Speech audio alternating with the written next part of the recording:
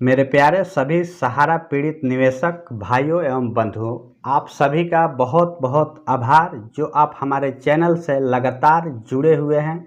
इसके लिए आप सभी का बहुत बहुत वंदन अभिनंदन।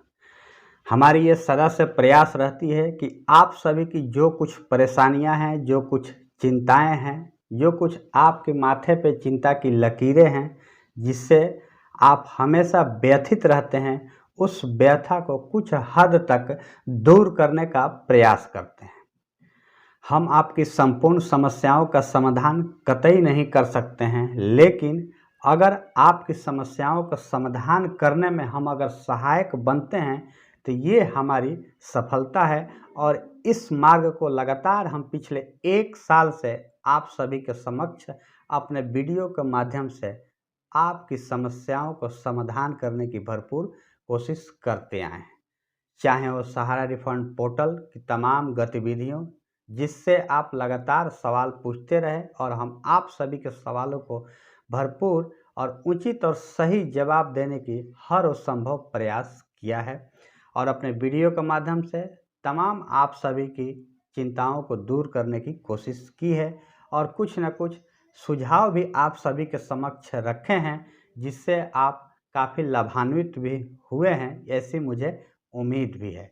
क्योंकि जिस प्रकार से हमारे चैनल से लोग लगातार जुड़ते गए, बहुत कम समय में बहुत ज़्यादा लोग जिस प्रकार से हमारे चैनल के साथ जुड़े हैं, इसके लिए हम ये उम्मीद करते हैं कि आप सभी हमारे वीडियो से लगातार कुछ न कुछ फ़ायदा ज़रूर उठा रहे हैं। और यही मेरी सफलता का मार्ग है कि हम लगातार सत्य और निष्ठा के साथ आप सभी की समस्याओं को समाधान में अपनी भूमिका जरूर कुछ निभाएं। इसी क्रम में आज जितने भी हमारे सहारा पीड़ित निवेशक भाई हैं, उन सभी के माथे पे एक चिंता की लकीरें हैं कि आखिर उनका अपना संपूर्ण भुगतान कैसे मिलेगा। माननीय सुप्रीम कोर्ट के आदेश के अनुसार जो 5,000 करोड़ रुपये सीआरसीएस के माध्यम से 4 सोसाइटियों को निवेशकों को दी जाने वाली थी, जिसके लिए सरकार के एक प्रयास से सहारा रिफंड पोर्टल आया और उससे बहुत नाम मात्र लोगों को ही अपना भुगतान की राशि से सिर्फ और सिर्फ 10,000 रुपये ही मिल पाया। और इसकी तमाम गतिविधियों को हमने आप सभी के समक्ष रखा, उससे तमाम जो जुड़ी परेशानियां थीं उसको हल करने की भी भरपूर कोशिश की। आप सभी की सहायता करना ही हमारा एकमात्र उद्देश्य है, चाहे वो जिस तरह से हो।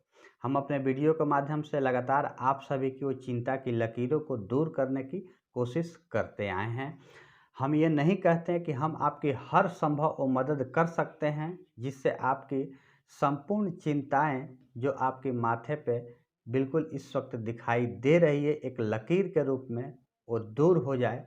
संपूर्ण दूर करने की हम तो वादा नहीं करते हैं, लेकिन अगर आपकी चिंताएं दूर करने में अगर हम तनिक भी सहायक सिद्ध होते हैं तो ये हमारे लिए सफलता की कुंजी है। इसी क्रम में आज जो आप सभी के समक्ष वर्तमान जो परिस्थिति है वो काफ़ी चिंतनीय है।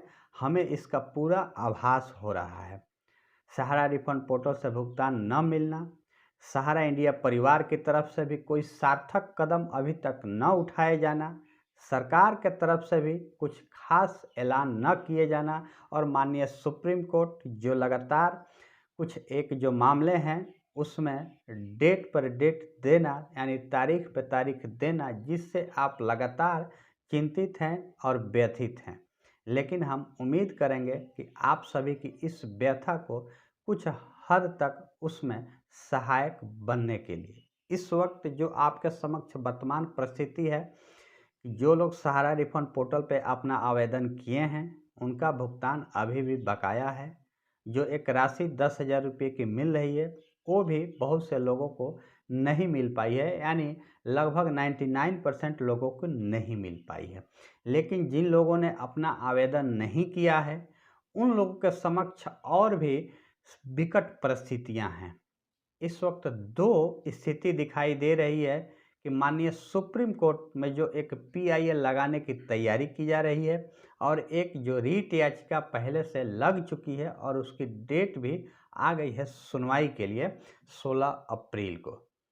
तो अब जितने भी हमारे निवेशक भाई बंधु हैं वो तमाम इस परिस्थितियों से इस वक्त चिंतित हैं कि हम आखिर इस वक्त कौन सा कदम उठाएं जिससे हमारा भुगतान सुनिश्चित हो जाए।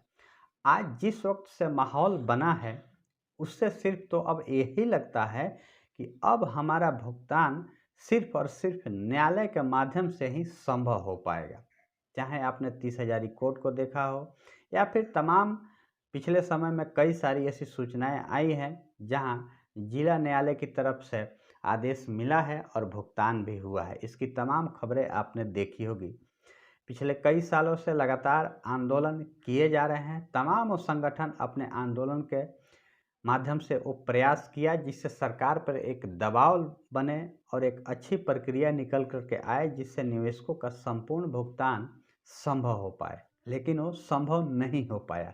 तो अब सिर्फ और सिर्फ एक ही रास्ता बचता है, वो है हमारा माननीय सुप्रीम कोर्ट, जिसकी दरवाज़ा पहले ही विश्व भारती जनसेवा संस्थान ने एक रीट याचिका के माध्यम से खटखटा भी चुकी है और इस वक्त संयुक्त ऑल इंडिया जन आंदोलन संघर्ष न्याय मोर्चा एक जनहित याचिका लगाने की तैयारी में है, जिसका पूरा प्रोसेस इस वक्त अब अपने अंतिम दौर में है। इसकी तमाम खबरें आपने सुनी होगी। तो अब इस दोनों याचिकाओं को लेकर के जितने भी हमारे निवेशक बंधु हैं, पीड़ित हैं, वो इस वक्त चिंतित हैं कि आखिर हम किस रास्ते को अपनाएं। उनके समझ में नहीं आ रहा है कि आखिर हमारे लिए कौन अच्छा मार्ग होगा। तमाम हमारे वीडियो पे कमेंट के रूप में आप सभी का ये कहना है कि आखिर हम किस रास्ते से जुड़े। दोनों संगठन अच्छे प्रयास कर रहे हैं, मगर आखिर जुड़े तो किससे जुड़े हम ये तय नहीं कर पा रहे हैं। तो आज हम आप सभी की इस शंकाओं में थोड़ी सी अपने भी ओपिनियन देंगे और इसमें सहायक बनेंगे कि आप ज़रूर इस कोई ना कोई रास्ते को अपनाएंगे। सबसे पहला सवाल है कि आखिर अभी तक आप सभी का भुगतान नहीं हो पाया है, तो अब अंतिम रास्ता बचा है हमारे माननीय कोर्ट का दरवाज़ा, सुप्रीम कोर्ट का। और दरवाज़ा खटखटा चुकी दो संगठनों ने ये पहली बार ऐसा किया है कि किसी निवेशक के तरफ से माननीय सुप्रीम कोर्ट में ये मामला गया है।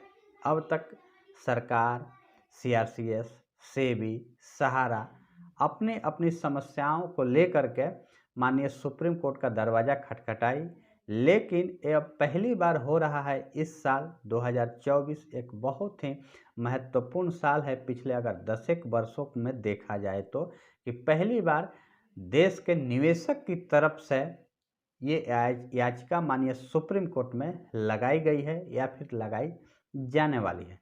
क्योंकि इस वक्त दो ही याचिका खास चर्चा में है। एक रीट याचिका जो विश्व भारती जनसेवा संस्थान की तरफ से लगाई गई है और दूसरा संयुक्त ऑल इंडिया जन आंदोलन संघर्ष न्याय मोर्चा के प्रयास से अब एक जनहित याचिका यानी PIL लगाई जाने की तैयारी में है। तो अब आप सभी लोग इसमें बिल्कुल कंफ्यूज हैं कि आखिर हम इस कौन से रास्ते को चुनें। तो आप सभी का हमारे तरफ से विशेष आग्रह है, सुझाव है कि अब तक हमने बहुत सारे प्रयास कर लिए हैं, बहुत सारी आंदोलन कर चुके हैं, कोई भी सुलभ रास्ता नहीं निकल चुका है। तो अब हमें इस कानूनी प्रक्रिया का सहारा लेना ही पड़ेगा। हमने बहुत सारी समय पहले गंवा चुके हैं, अब हम ज़्यादा समय और गंवाने वाले नहीं हैं और हम एक नई रास्ता अपना करके हम अपना भुगतान पाने में सफल होने की भरपूर कोशिश करेंगे। आप सभी के लिए दोनों दरवाजे खुले हैं। पूरे देश के 13 करोड़ निवेशकों के लिए दोनों याचिकाओं के रास्ते खुले हैं, चाहे वो रीट याचिका हो या फिर PIL हो। तो इस वक्त आखिर आप लोग किसके साथ जुड़े, सबसे बड़ा सवाल यही है। तो मेरी तरफ से आप सभी को सुझाव है कि आप लोग एक प्रयास जरूर करें, किसी न किसी के साथ जरूर जुड़े। मेरी आप सभी से ये विनम्र निवेदन है, क्योंकि अब एक यही रास्ता बचा है। इसके अलावा अब कोई दूसरा रास्ता इस वक्त नज़र नहीं आ रहा है। हालांकि बहुत से लोगों का ये भी कहना है कि हमने तो पोर्टल पे आवेदन कर दिया है, तो क्या हम इस याचिका के साथ जुड़ सकते हैं। तो आप सभी को मन में ये संशय हो रही होगी कि हमने जब यहाँ पे आवेदन कर दिया है तो हम दूसरी जगह अपनी याचिका में अपना नाम दाखिल नहीं कर सकते हैं। तो मैं आप सभी को यहाँ पे बिल्कुल स्पष्ट कर देना चाहता हूँ कि आप चाहे किसी भी माध्यम से आप अपना भुगतान के रास्ते को अपनाए हों, चाहे वो कोई भी रास्ता हो, आप चाहें तो माननीय सुप्रीम कोर्ट में दाखिल की जाने वाली पीआईएल या फिर रीट याचिका में शामिल हो सकते हैं। ये आपका अधिकार है, इससे कोई आपको वंचित नहीं कर सकता है। तमाम निवेशक जो इस वक्त पीड़ित हैं, आप सभी से आग्रह है, सुझाव है मेरा कि आप सभी लोग किसी एक रास्ते को जो भी आपको सही लगे जरूर अपनाएं, क्योंकि यही एक रास्ता है जो अब आगे चल करके आपको भुगतान दिलाने में सहायक सिद्ध हो सकता है, चाहे वो रीट याचिका हो या फिर पीआईएल हो। तो हम आप सभी से निवेदन करेंगे हाथ जोड़ करके कि अब इस रास्ते को, जो कि कानूनी प्रक्रिया है, किसी भी देश में कितना भी चाहे फ्रॉड हुआ हो, कितना भी कोई धोखाधड़ी हुआ हो, जालसाजी हुआ हो, आपके साथ कितना भी ठगी किया गया हो, सिर्फ अब एक ही रास्ता है और एक ही रास्ता लीगल भी होता है, कानूनी प्रक्रिया ही है, और जिसका सबसे अंतिम न्याय देने वाला है हमारे माननीय सुप्रीम कोर्ट। तो उसी के रास्ते से हमें हमारा भुगतान मिल सकता है। इससे पहले भी आपने देखा होगा कि माननीय सुप्रीम कोर्ट के आदेश पर सेबी ने बहुत सारे निवेशकों को पैसा दिया भी है। अब जितने भी निवेशक इस वक्त बचे हैं, उन सभी का भुगतान माननीय सुप्रीम कोर्ट के आदेश से ही संभव हो सकता है। तो इसके लिए आपसे निवेदन है कि आप किसी न किसी याचिका के साथ जरूर जुड़े, आप अपनी सहभागिता जरूर दें। कुछ इसकी टर्म्स एंड कंडीशन है, उसको आपको फॉलो करना होगा, चाहे दोनों संगठन या फिर एनजीओ की तरफ से जो कुछ टर्म एंड कंडीशन रखी गई है उसको तो फॉलो करना ही पड़ेगा, क्योंकि इन सब की एक सामूहिक प्रयास है। इस दोनों याचिकाओं को सुप्रीम कोर्ट में दाखिल करने में पूरा प्रोसेस में काफ़ी सारे खर्चे भी लगते हैं। तो इसके लिए जितने भी देश के 13 करोड़ पीड़ित निवेशक हैं, उन सभी लोग जो इसमें शामिल होना चाहते हैं, अगर थोड़ी थोड़ी सी राशि सहयोग करेंगे तो ये पूरी राशि जो इस वक्त सुप्रीम कोर्ट में इस याचिका को दाखिल करने से लेकर के भुगतान के अंतिम पायदान तक जो प्रोसेस में खर्चे लगने वाले हैं, उसमें आप सभी की ये सहयोग राशि सहायक सिद्ध होगी। तो ये एक ही प्रक्रिया है, इसलिए हम आप सभी से निवेदन करेंगे कि आप सभी लोग किसी एक प्रक्रिया के साथ जरूर जुड़े, ताकि एक पूरा बड़ा फिगर निकल करके माननीय सुप्रीम कोर्ट के समक्ष जाए। मान लीजिए दोनों याचिकाएं हैं, लाखों निवेशक इस तरफ से और लाखों निवेशक का इस तरफ से पूरी लिस्ट अगर माननीय सुप्रीम कोर्ट के पास जाती है, तो निश्चित रूप से माननीय सुप्रीम कोर्ट भी इस पर विशेष रूप से विचार करने को एक बार जरूर सोचेगा। सहारा से भी मामला पहले से ही कोर्ट में है, लेकिन निवेशकों की तरफ से अब ये एक ऐतिहासिक पहल करना बेहद जरूरी है, जिसकी शुरुआत विश्व भारती जन सेवा संस्थान के द्वारा हो भी चुकी है। अब संयुक्त ऑल इंडिया जन आंदोलन संघर्ष न्याय मोर्चा भी इस रास्ते को अपना लिया है और बहुत जल्द ही आपको एक जनहित याचिका पीआईएल के रूप में दिखाई देगी। हम उम्मीद करेंगे आप सभी को इस वीडियो से जरूर कुछ ना कुछ सहायता अपनी परेशानियों को दूर करने में अवश्य मिला होगा।